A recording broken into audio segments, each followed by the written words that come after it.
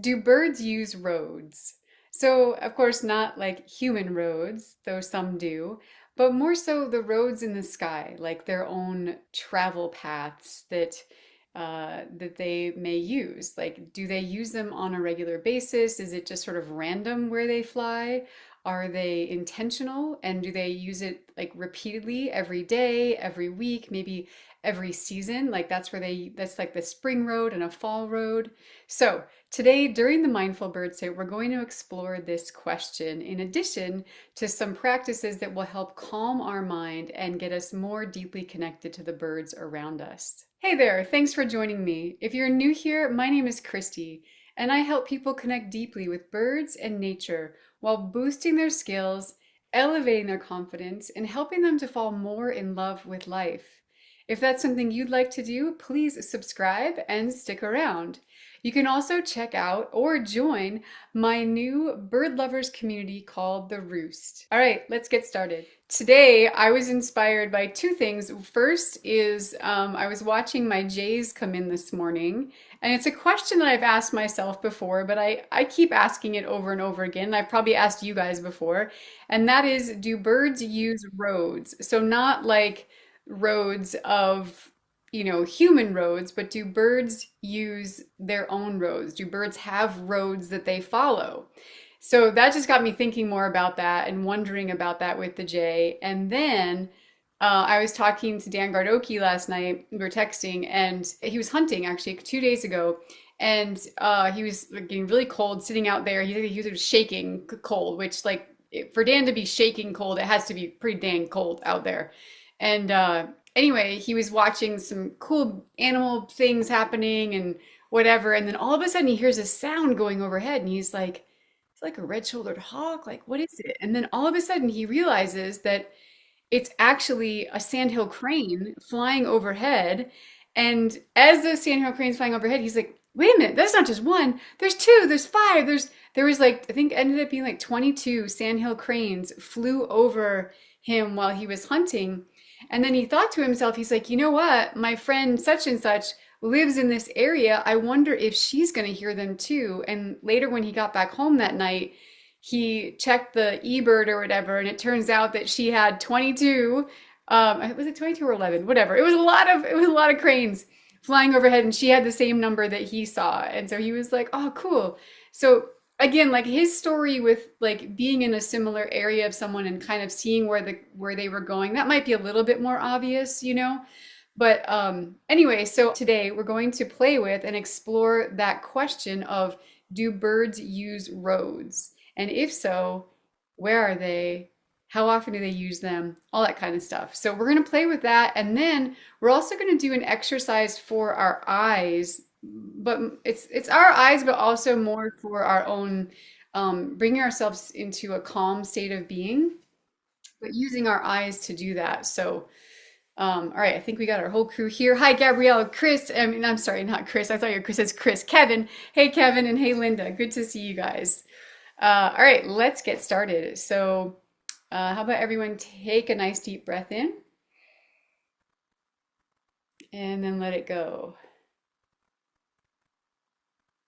And on your next inhale, just inhale the fresh breath of the earth around you, letting yourself on your exhale know that you can just let go of anything that you might have on your to-do list for today. Just let it go for this moment. We're here just for a short period of time together, and you've given yourself the permission to be here. So now you can give yourself the permission just to let your to-do list go for this time. So on your inhale, you're just receiving the fresh breath from the earth. Even if you're inside, you're still receiving that breath from the earth, and then letting it go, letting yourself be more and more present with each breath. Each breath is bringing you more into this present moment, letting everything that might have to happen, just let it be. Let it kind of take a seat next to you. It can watch be part of the bird sit as well. You can pick it up before you head out for the day. So it's not going to go anywhere. Good. And now go ahead and on your next inhale, imagine that your breath is coming up through your feet, and then traveling through your body. So up through your feet, and then, sorry, distracted bird.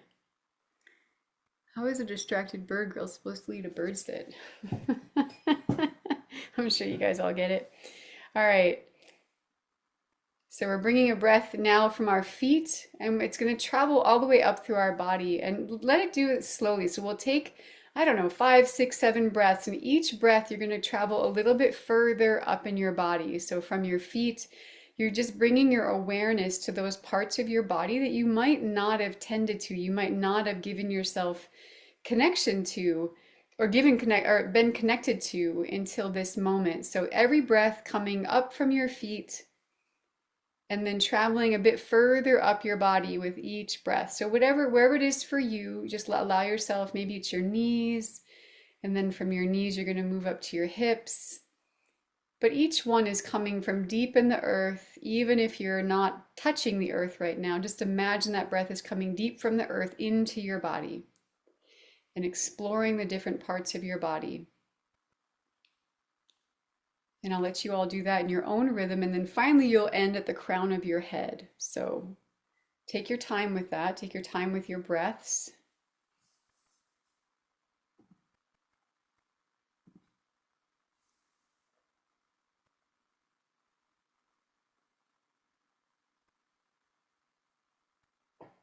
Noticing if there's a part of your body that you don't really give much attention to. You don't think much about that part of your body. Maybe it's like your pinky toe.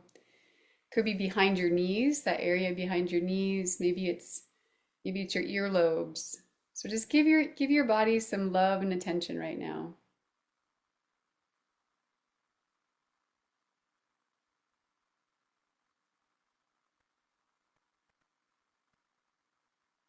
Noticing if your diaphragm, that area right below your rib cage, is that area soft or is it kind of tight right now? It can shift a lot with our posture. So also minding your posture in this moment too, noticing how you're sitting. If you're sort of hunched over a little bit, I know those of you who might be cold might be a little hunched over because you're chilly, but see if you can just stretch up, even just for a little bit, raising the crown of your head up toward the sky, and you can push your chin back just a little bit. So you just imagine that your chin just like tucking in a little bit to get a nice straight posture. Notice you allow your shoulders to roll back.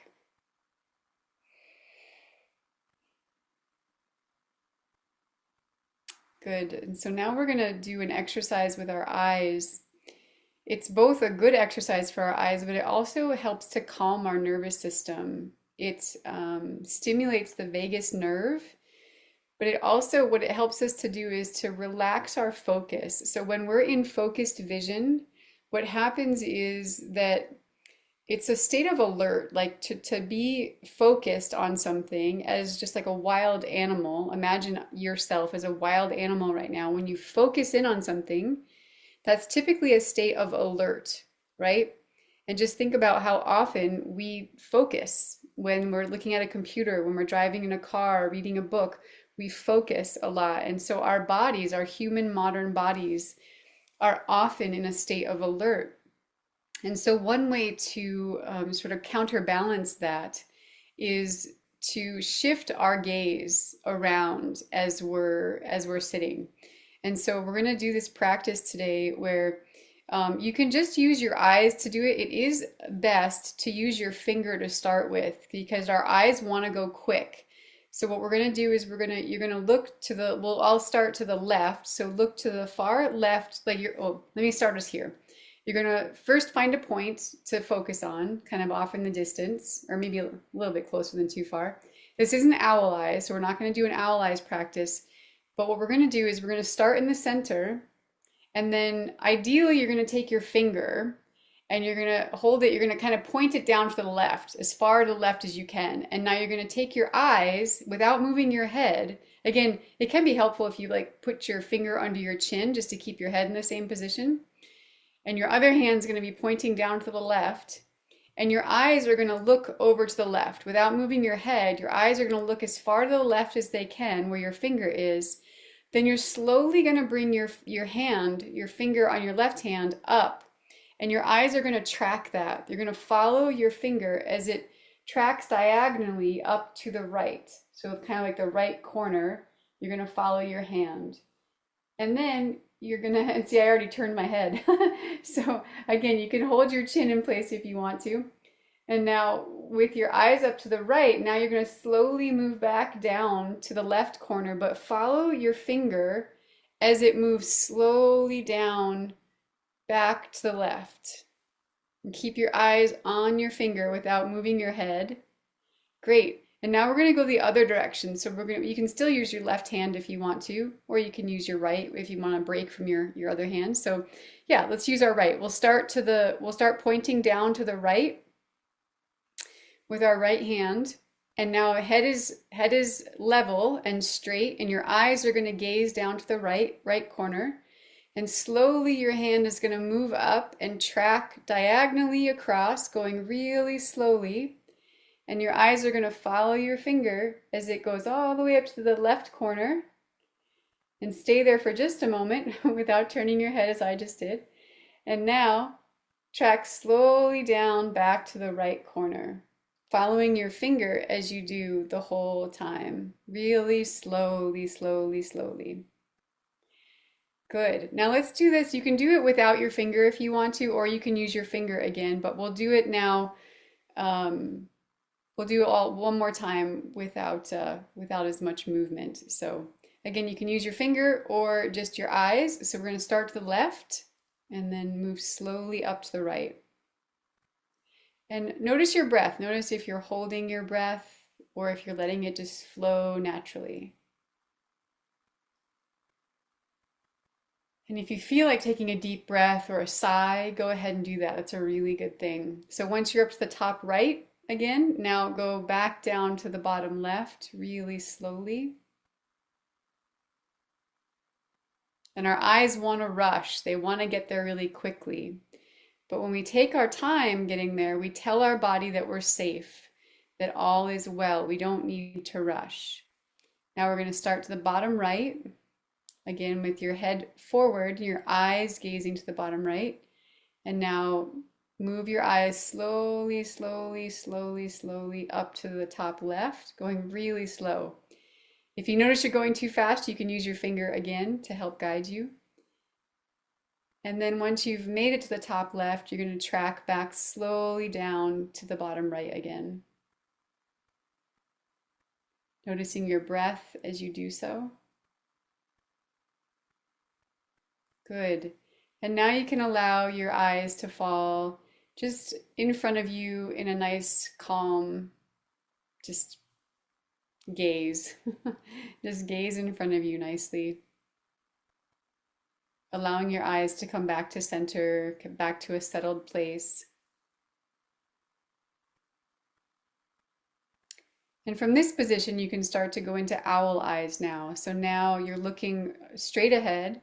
And now you're going to expand both of your eyes, like one in one direction, one in the other. So expanding in each direction, right and left, and seeing how far in each direction you can actually see while you're still looking straight ahead.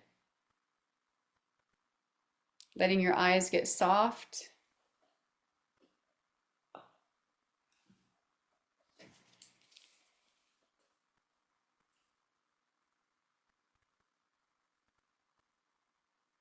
Sorry, hawk.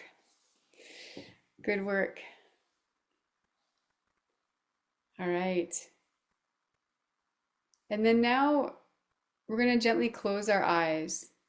So if you feel like you're in a safe place, in a grounded place, you can just go ahead and close your eyes for a moment. And noticing how when we close our eyes and shut out the visible world, our ears instinctively just tune in a bit more. So let your ears do that. Let your ears tune into the sounds around you, noticing who is present in the environment around you. For some of you, the most present being might be the wind. And that's perfect. Let yourself just tune into whoever or whatever is around you right now.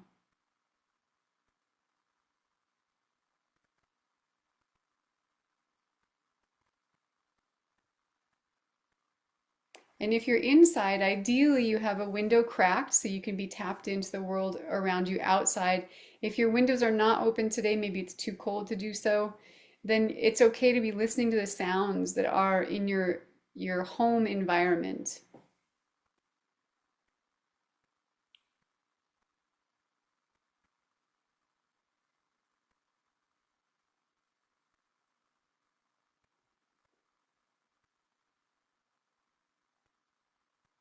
Good work.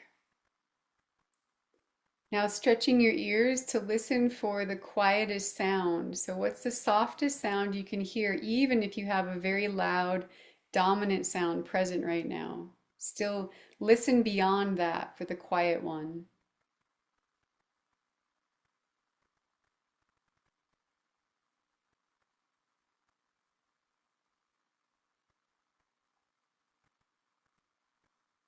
And then now we're going to stretch our ears and our listening as far as we can hear. But while you do that, see if you can also stay tapped into that quiet sound that you just connected with. So you're stretching your listening out as far as it can go and keeping tabs on that quiet sound.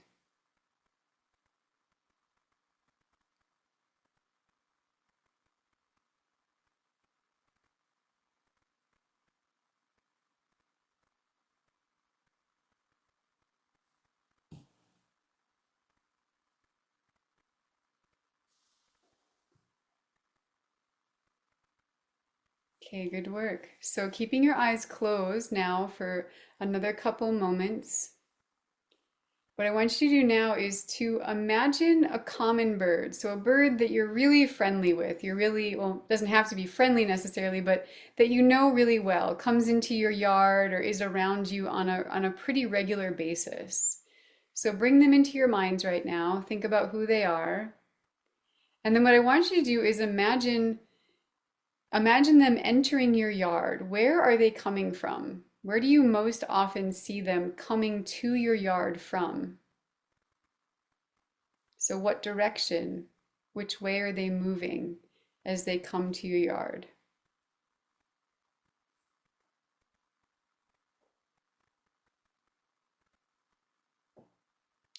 Good. And now, what I want you to do is imagine a bird that maybe visits or passes by your yard maybe once a week, maybe twice a week. So, not quite as common as your other friend.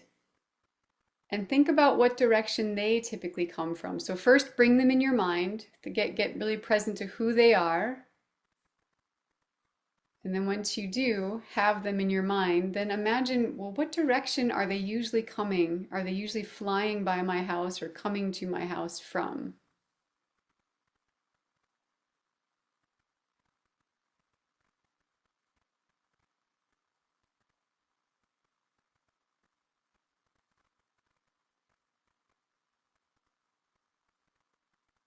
Great. All right. And then the third one that we're going to do is I want you to imagine a migratory bird, a bird that ideally someone from the fall, like a fall migrant.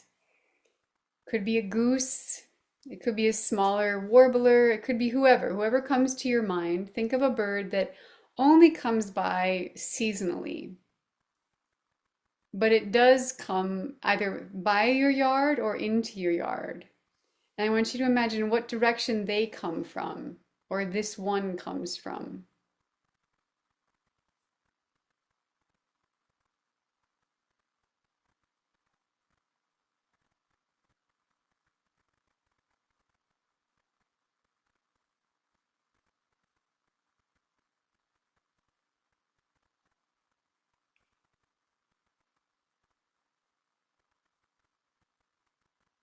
Okay, good work. And now, when you're ready, just nice and slowly, really gently, you can open your eyes. Allow yourself to expand into owl eyes again, or that softened vision where you're stretching your vision in all directions. And we're just going to be looking for movement right now. So, see if you can stay focused on or just looking in one main direction. And then what I want you to do is notice for the next couple of minutes, we'll stay in silence, stay in owl eyes as often as you can, and just notice what general direction the birds are coming from as they come to your yard, regardless of who they are. And if you don't have any birds coming at this moment, then just take this as an opportunity to practice owl eyes and to be still and quiet.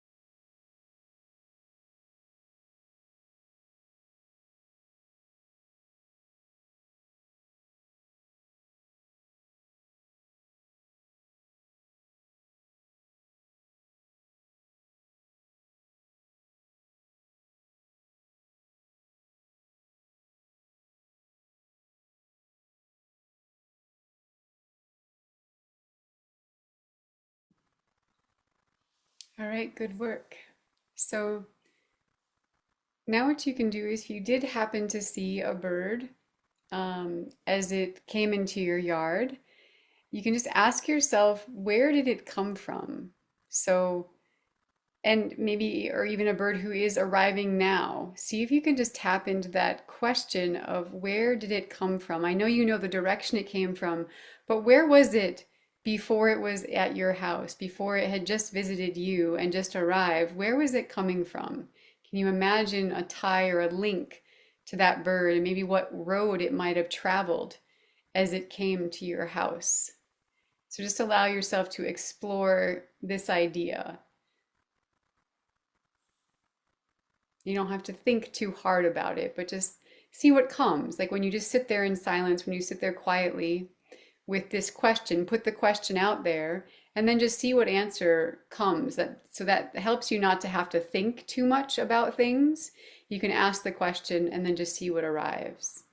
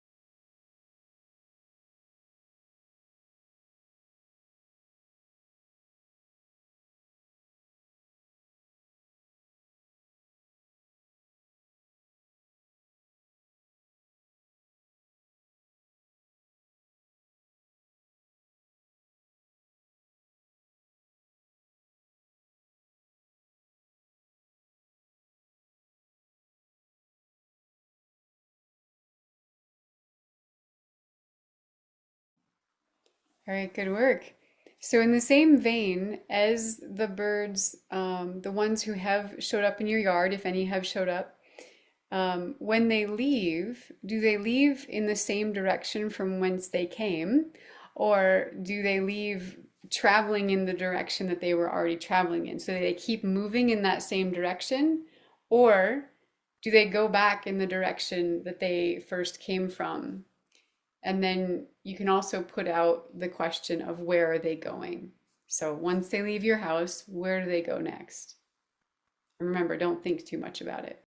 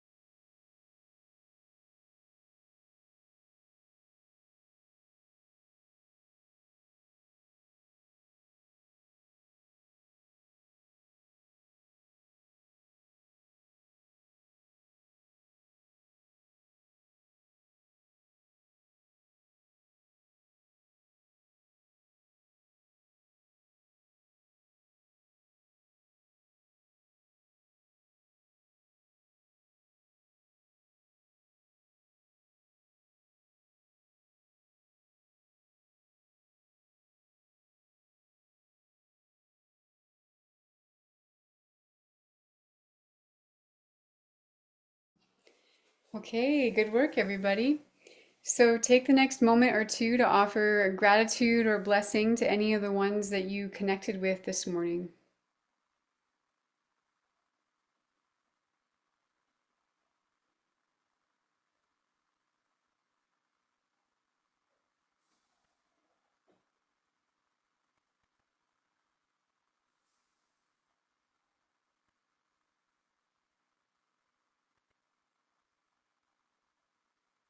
all right. So, for anyone who has to head out today, thank you for coming. It was a pleasure to have you here with us playing with this question. And anyone who is able to stay, please do so. It'd be nice to have a chat with you. And that's always a fun thing. So, anyone want to start us off? Anyone have an experience from this morning that you want to share with the group?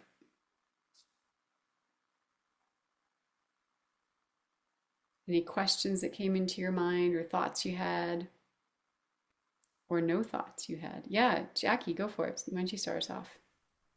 Um, That's a very multi-layered question. I'm just like, I never thought to ask myself that, except for sometimes when the birds aren't here. Mm. You know, I live in a little community and a lot of people feed the birds. And I finally went, because I just go, oh, these birds are just in my yard. You know, I would think like that instead of, oh, well, they're probably over at Jamie's because she went to Wild Birds Unlimited yesterday. And um and so there's that whole thing to it. But then there's the road can be from a tree, a specific tree that they use a lot. And if they're coming from the north, I wouldn't know because that's where, you know, my house is here. And so I'm always looking out this other direction. And I don't know, it's just very fun to play with this. Mhm. And Yeah. late, I've noticed that, I have a big grape arbor here, so I'm usually in the shade and I have to keep getting bigger and bigger hats as, and, um, but what I've noticed is that because the leaves have fallen on the trees and usually the birds are pretty well hidden from the hawks, that now they will freeze a lot. Mm. And they try to get into the more shrubby one. And I can just tell they're a little more cautious Mm. than they used to be. That's interesting. Yeah. Yeah, I like this because it's a fun question for me too, and I think especially when we're already in that quiet space, that grounded, quiet, meditative space, and you put a question out there, like where are they coming from? So even if they're coming from a place you don't usually look, you don't have to see it for an answer to come, right? So just being in that meditative state, when we ask a question in that state, oftentimes we're a lot more receptive to an answer just arising. It's not something we have to think about, like, well, if they're here, then they probably went there and then they're going to go here. It's like, it's not our brain that's going to give us the answer. It's something else that the answer is going to come from. It could be, of course, it can come from our brain as well. But so yeah, you can play with that if you want to at some point, Jackie. Play with like just asking that question again and seeing what comes to your mind. And then the other fun thing I love doing after that, after I have like an idea, it's like, oh, maybe they're coming from over here. Then I'll go and grab Google Maps out and I'll look at the map and be like, well, what is actually north of me? What is behind me? What is like, and look at the map and see like, oh, that does make sense. Yeah, maybe they are over or coming from that spot or going to that spot. So yeah. So have fun with that. Thanks. Yeah, for sure thing. All right, who else wants to share? Yeah, Julia, go for it. Well, I love this because I've never my the more familiar ones, I just think they're in my yard. I've never thought, where are you when you're not here? And I know their path in my yard. Yeah, I know there are ones that are in the front yard that I don't see when I'm in the back here. yeah. So, but I do know where the cedar waxwings come from because I just love those and uh I'll watch them and I know they come from this big hackberry in my neighbor's yard and they'll be there and then they come to my yard to get a drink. And I know they've been here even if I'm not watching because there's purple poop all over the place. But because I just love seeing those, I will follow them and I will see, where they go from here and so on. I know where they come from because, and of course, it's the Hackberry Trail, Oh, really I around here. like that. So I do that. Um, and I had a little experience yesterday that this kind of applies. I saw a robin. I heard a robin, and usually I don't hear robins singing this time of year, their song. Mm. But I heard a robin, and then I heard some other singing, and I thought, ran to get my binoculars and I'm going to see who else is there. And it was just this robin. And so I'm wondering, the thought came to me, is this an immigrant? I mean, is this a winter immigrant Mm, who's come from someplace where they learn more songs? I sure. was actually wondering if there was a mockingbird Yeah. also there. Yeah. And so I looked at it and, it's a robin and but it was up high in a tree. Usually my robins at that time of day sit on the peak of a roof. Hmm. Hmm. And so it was doing several things that didn't behave Mm, like my robins. I yeah. thought, maybe you're here for the winter. And yeah, Yeah. Yeah, yeah. robins are interesting in that way. I would say I don't usually hear them doing like other bird songs, but their vocalizations, especially, and my theory is it's likely the juveniles, like, a juvenile that's maybe getting, becoming more mature, of course, and practicing its song. And so it'll do variations of the robin song.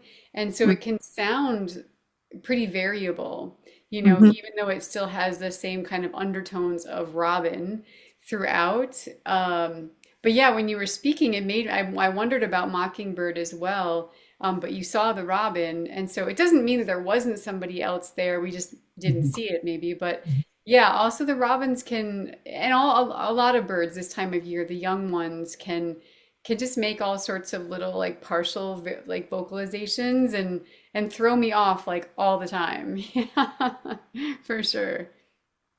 Yeah, that's awesome, Julia. Thank you. And yeah, also I like that. I think both you and Jackie spoke to the same thing about the like your birds, and like what are they doing? And I thought of my jay. The idea came to me today when I asked where is it going, and I was like, oh, it's going, back over there where I have seen them sometimes, but I often wonder, like, do one of my neighbors back there feed them? There's not a lot of people who stay up here for the winter, but there's a few folks around, um, and I'm thinking like these are my jays, but like there's a whole period of the day that I don't see them, so I just wonder, like, maybe they're like getting some peanuts from somebody else's house.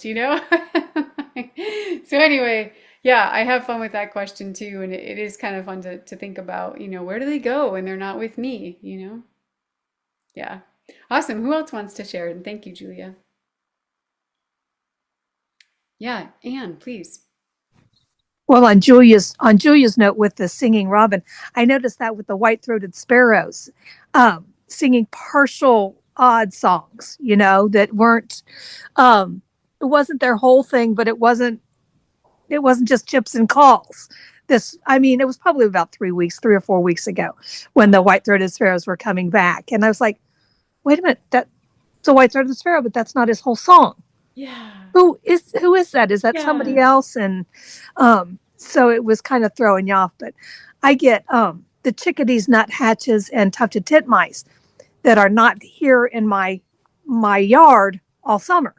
Uh-huh. I know they're here, but they're in the woods. They're Yep. busy. They're not nesting here in my shrubbery here. I don't see very many of them. I hear a few every now and then, but they're off in the dense the forest. Okay.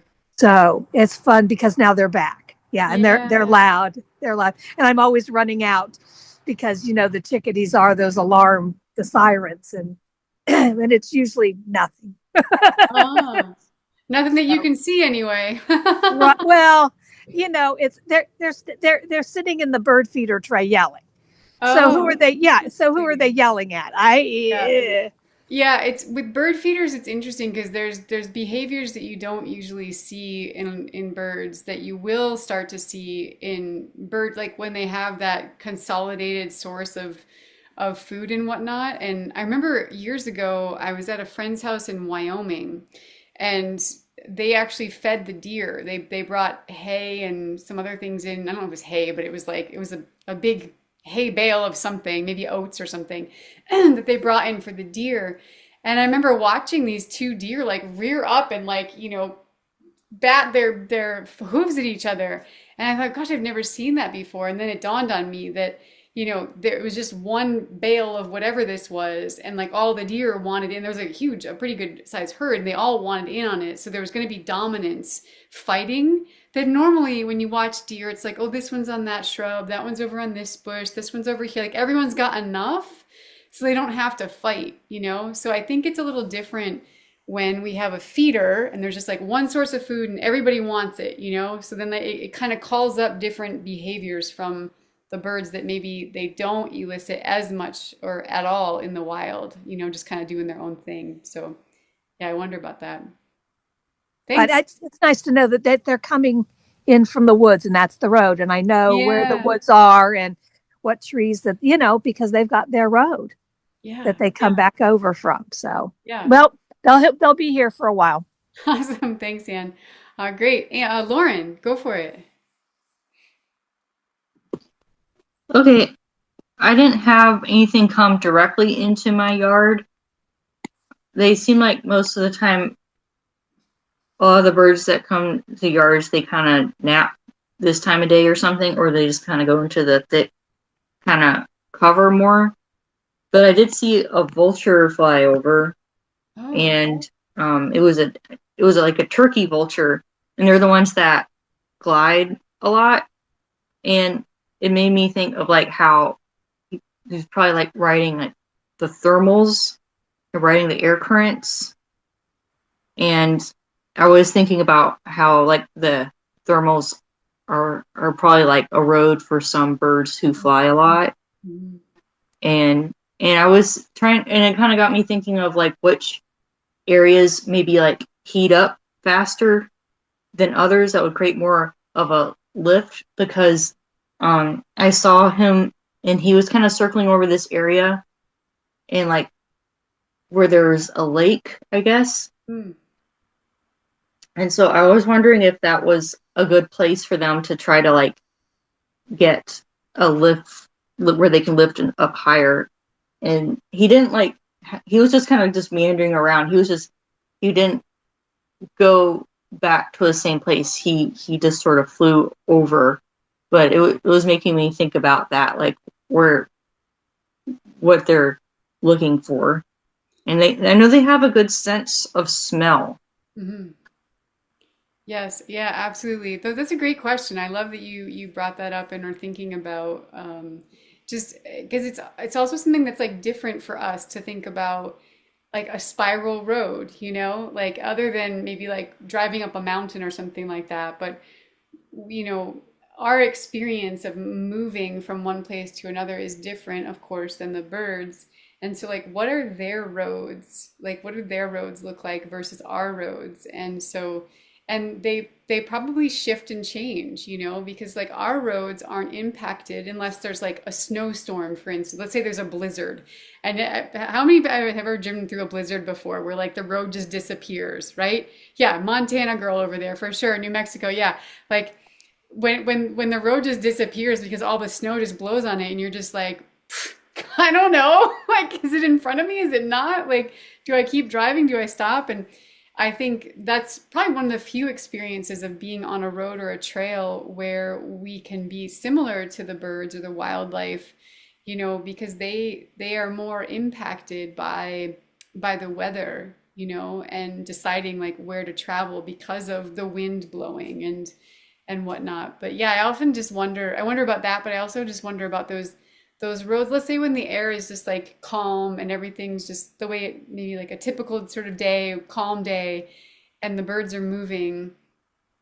And do they use the same routes? Does the chickadee that comes into your yard, is it flying from the same direction every day? Is it using that same spot and the same branch on the tree and the same, or is it different all the time? I think I sometimes I've thought that question before, but other times I don't think too much about it. And I guess when I don't think about it that much, I just imagine that it's random. But when I really get to thinking about it, I'm like, I don't know if these guys are, if this is their home and they are always here, their residents, like, I don't know, it would make most sense if I was living in an area, I'd have favorite roosts or favorite perches or favorite, the way you move through the trees, like your little path through the trees, like, that you'd have your preferences. What do you guys think?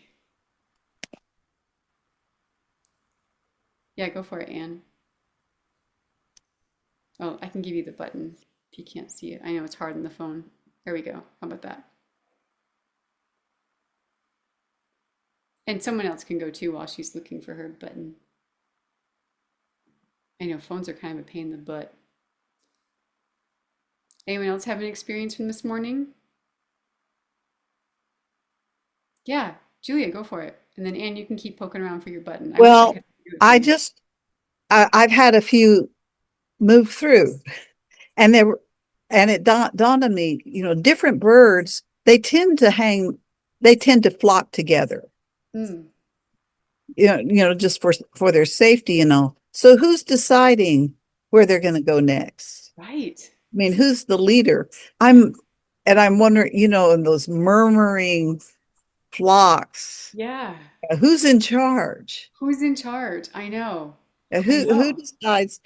See, there's a fair bit of activity right now around in my yard, and there's cardinal and chickadee and jay and you know different ones, Yeah.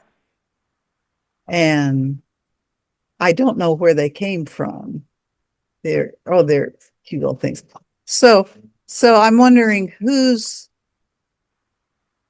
the leader who decides to be in the flock that's Yeah. moving with them. Yeah. Who do you like? Well, I'm curious. I put this out to everybody because I've had that question as well. Like which so there probably is an individual, but also sort of which species, those winter mixed flocks of like chickadees, downy woodpeckers, you've got the nuthatches, you've got who'd you say, for your, does a cardinal move with those flocks or is a cardinal mostly like just kind of more in their home, do you think? Wait, that's a different kind of question. I won't get too far into that because that'll take us into the weeds for a minute there. But think about those winter mixed flocks. It'll be probably slightly unique for different people in different areas. Some of you will have tufted titmice, some of you will have juniper titmice, some will have, other birds in there. So for your winter flocks, who do you all think, which species do you all think is the one that is making the choice about where they're moving next? Julia, do you have a sense about that for you? You don't have a sense. Okay. And does anyone have a sense about who's kind of in charge? Yeah, Kevin, what do you think? Well, the birds I have here, I mean, I just saw like 100 geese and 6 or 7 V's coming across the river, and I always have the sense that the ones that are in front are the eldest ones that know where they're going. They've been here uh, many times, and they know the landscape, and the young ones eventually learn it, and they can start leading too, maybe when they're older. Hmm. I like that idea. Yeah, so not thinking of like mixed flocks, but same flock birds and actually like full on flocking birds, like the waterfowl and who's leading. Yeah, do you remember so Kevin and I did a class together for a number of years in New Mexico. We both worked with the same teacher you guys have heard me speak about a few times, Martine Prechtel. Do you remember when Martine was talking about the sandhill cranes, Kevin?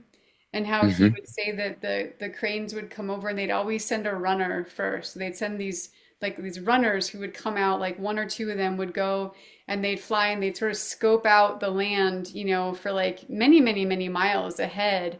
And then they'd go back to their flock and they'd be like, all right, now it's time to go. Like now we can go.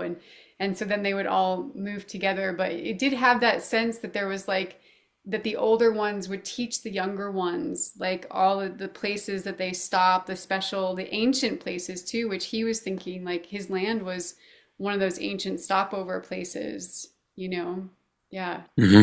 Yeah, I totally get that. I see that. The ones that are scoping out the territory first happens here pretty regularly, actually. I With the get geese or with which with one? trains. With the cranes. Oh, Yeah, okay. I just heard trains just a minute ago. Little distant. I can't really. I don't know exactly where they are right now, but yeah. But yeah, the geese. The geese. It feels like the same thing with the geese. for me. I mean, it feels like they know where they're headed, and Yeah. certain ones know better than others where they're going or where to take everybody else. Yeah. They're like families. They really do stick together, and yeah, I think of them as families. Yeah. Yeah. Some older and some younger. Yeah. That's a beautiful thought. Thanks for that one, Kevin. I appreciate that. Lovely idea. All right. Who else wants anyone want to ponder that idea or share something from this morning? Who do you think's in charge? Yeah, Gabrielle, go for it. I noticed what I noticed most about this morning was that I had a really hard time kind of getting focused. Hmm. And I realized that two things. One is I was rushing here from dropping off my granddaughter at school. And while her school is next to a park, and I saw a flock of geese go over, and I was so excited. But then when I came here, I just didn't see much of anything. And we're between storms, Mm, which is really unusual for Southern California in in November. And so I was thinking how much my state of mind and the weather was affecting my experience this mm, morning. mhm. And it wasn't until the very end that I saw a um, um, a mourning dove on the wire. And when I tuned into where he or she came from, it was from the ground, and it was on the wire, like high up. Uh-huh. And then when it left in the same direction at the same level of the wires. And that's the most clarity I got out of this Yeah. whole morning. Right on. That's great. And sometimes it takes up like a little bit, if it's a question we've never really pondered before, because it takes some attention to them to be thinking about that and just to be giving your attention to like, usually we see them arrive and we're just excited to see whatever they're going to do in front of us, but we might not think about what was happening before and what's going to happen in the future with them. And so, yeah, so it takes a different level of attentiveness, and that can take some time. So nice work. Yeah, great beginnings for you in that regard. Thanks. All right, y'all. Anyone else before we head out? Good. Anne, did you figure out your mute button? No. Okay. She's gonna stay muted. All right, great. Anyone else? Hands. Okay, great. Yeah, I was also thinking about, I can't remember if it was the jay or this sparrow, but yesterday on my run, as I was coming back, I saw this sparrow, um, which there's not many sparrows other than the juncos here right now. So I got really excited. I was like, oh, there's a sparrow in the shrubs. And I saw it just a little bit down the road from my house, and it kept moving further and further down. I was like, oh, I'm not gonna be able to see it. But I caught a little bit of it, and it seemed small-ish and it seemed dark, was like the overall vibe I got from it. And I think I saw some striping. And then this morning, there's like this wildflower area, down in the yard here, and they're all dead, dead flowers and stuff now. And I saw a sparrow in there all by itself, dark, some striping, and I was like, oh, I think it's the same sparrow. And I watched it like move down the line of the flowers, and then it hopped up and over, and then it went over like across the driveway and kind of down. It was starting to move down the direction where I saw it yesterday, and it was pretty close to the same time. And I thought, oh man, if it just sticks around for another couple of days, like now I know what time it was here this morning, when it was in my flowers. And if it's the same pattern that it's going to follow each day, then I might get lucky enough to be able to actually get my eyes on it, because it was, moving too much for me to get any clarity. I have enough where I know it's some striping, and then there's this thing with the dark eye line, the supercilium was gray, but there's a few birds it could be. And so, anyway, one of the ones I think it actually is wouldn't make any sense this time of year. It'd be really late for it. So I have to get like, more clear view before I make any declarations about it. Um, but anyway, this idea of the road is helpful in that regard, because um, if this sparrow does follow the same path every morning here, then I'm like, all right, tomorrow morning, I'm going to be out there at that time looking so I get a longer view of it as it moves through my flowers before it goes off down the road. So anyway, have fun with this idea, with this question. And yeah, Jackie, you want to say something? Sure.